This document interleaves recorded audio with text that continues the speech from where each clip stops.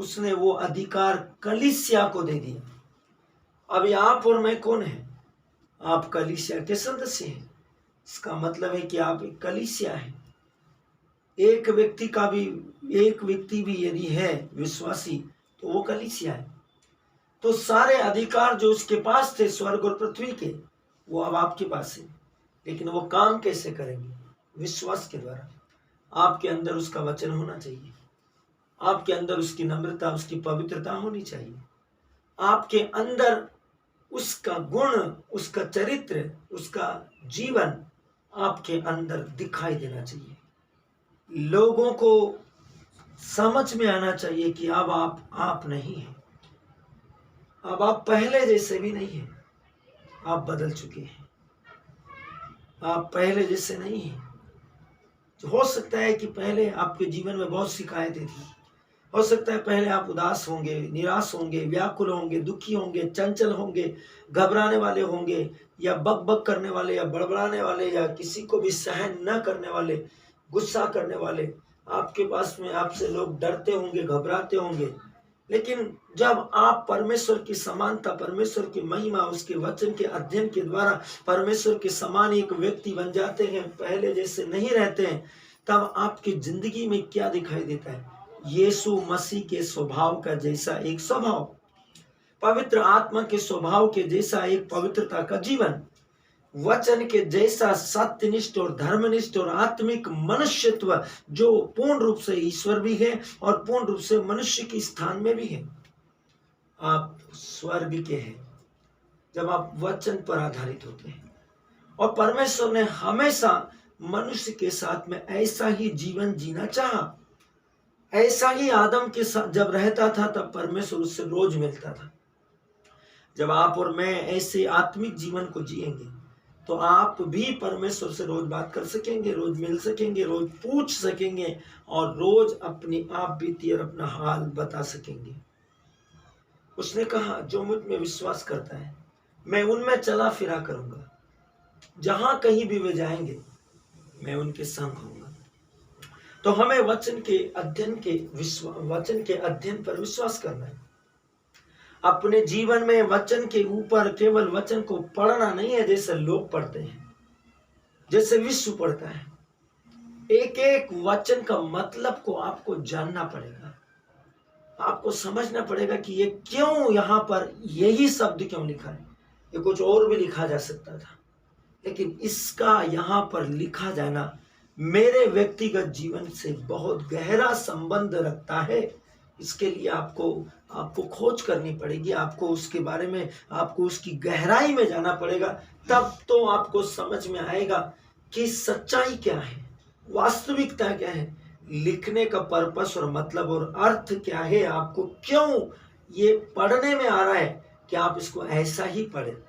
इसको आपने या किसी दूसरे ने ट्रांसलेशन करके बदल क्यों नहीं दिया? इसने नहीं बदल दिया गया क्योंकि यह परमेश्वर का वचन है।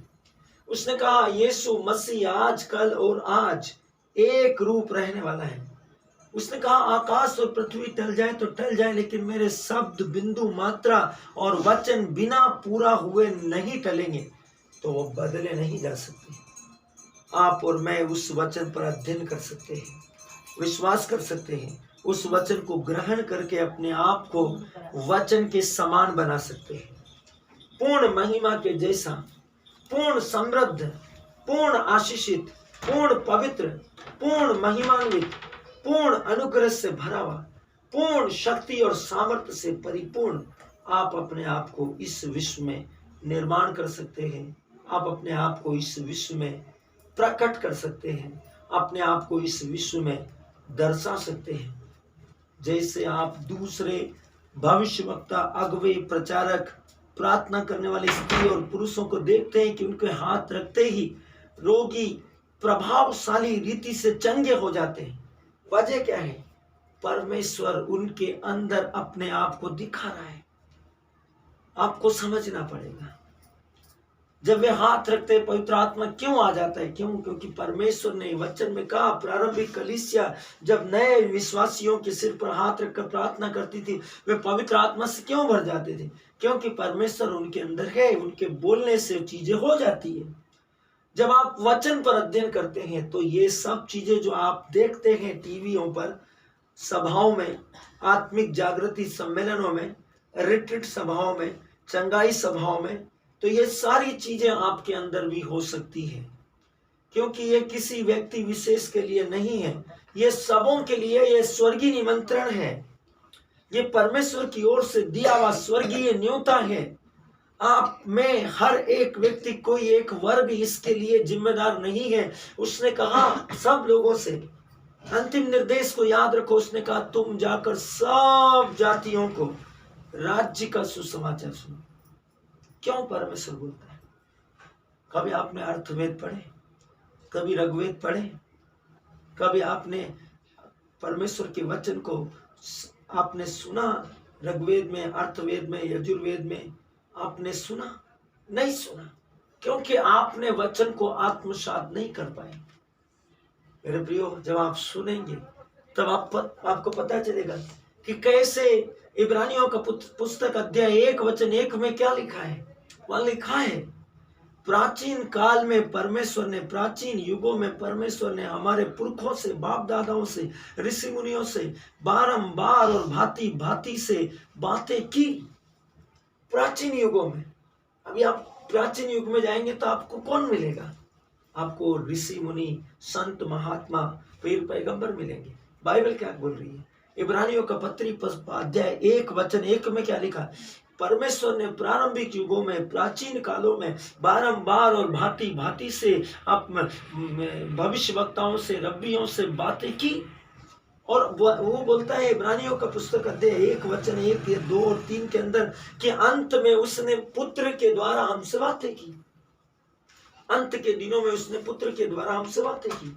आपको वचन के मर्म को समझना पड़ेगा, तब आप सच्चाई के तथ्य के रहस्य को जान पाएंगे। सच्चाई के उस गुण, रहस्य और तथ्य को समझेंगे जो पवित्र आत्मा की शक्ति के द्वारा जीवन के प्रकाश से आपकी आत्मा को आलोकित कर देगी और सुसमाचार की महिमा आपके भीतर, आपके अभ्यंतर में इस भांति से प्रकट हो जाएगी कि आप सच्चाई के आत्मा के वचन के महिमा के प्रकाश की सामर्थ्य से अपने अंतकरण के अंधकार के बंधन से मुक्त होकर उस ज्योति को देखेंगे जो आपको इस विश्व में सबसे शिरोमणि, आपको एक अद्वैत परमेश्वर के प्रकाश पुंज के समान, चमकते हुए तारे के समान इस विश्व में बनाती है। क्योंकि आपके अंदर कौन है? आपके अंदर सर्वशक्तिमान परमेश्वर का वचन है, जीवित ईश्वर का जीवित वचन, जीवित परमेश्वर की जीवित महिमा आपके अंदर है। उसने क्या कहा? आप जब पढ़ेंगे कुरिन्थियों का पत्र को तब पता चलेगा। उसने यह अमूल्य निधि हम मिट्टी के पात्रों में रखी है। हम मिट्टी के पात्र मतलब हम मिट्टी से बनाए हुए मनुष्यों के अंदर उसने यह अमूल्य निधि को रखी है। यह अमूल्य निधि क्या है? अमूल्य निधि है पवित्र आत्मा, जो आपके अंदर परमेश्वर के वचन को समझने से लेकर महिमा और सामर्थ्य, चमत्कार और अद्भुत, दिव्यता और भव्यता के कामों को आपके अंदर प्रकट करता है।